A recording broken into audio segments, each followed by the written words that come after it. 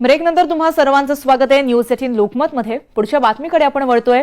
अकोला विधानसभा निवडणुकीमध्ये अकोट मतदारसंघात वंचितच्या जिल्हा परिषद अध्यक्षांच्या गावातच वंचित बहुजन आघाडीला केवळ 99 मतं मिळाली आहेत। गावात मतं का मिळत नाहीत या संदर्भात जिल्हा परिषद अध्यक्षांच्या बंगल्यावर धडक देत वंचितच्या कार्यकर्त्यांनी निवेदन देऊन विचारणा केली।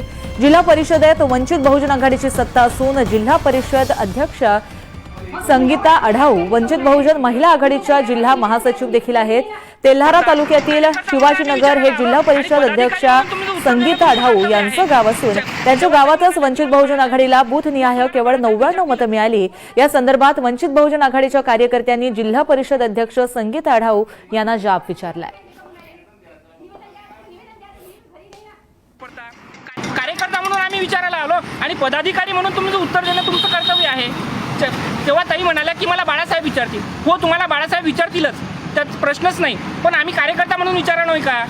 आणि पदाधिकाऱ्यांनी अशी भाषा वापरावी का? मग आम्ही आमच्यासारख्या सुशिक्षित तरुणांनी पक्षामध्ये काम करत असताना जर पदाधिकारी अशी भाषा वापरत असतील तर मग आमचं काय? हाच प्रश्न आम्ही त्यांना विचारायला आलो आणि इथून पुढे हा प्रकार होणार नाही याची सर्वच पदाधिकाऱ्यांनी दखल घ्यावी अशी मी या ठिकाणी आपल्याला विनंती करतो।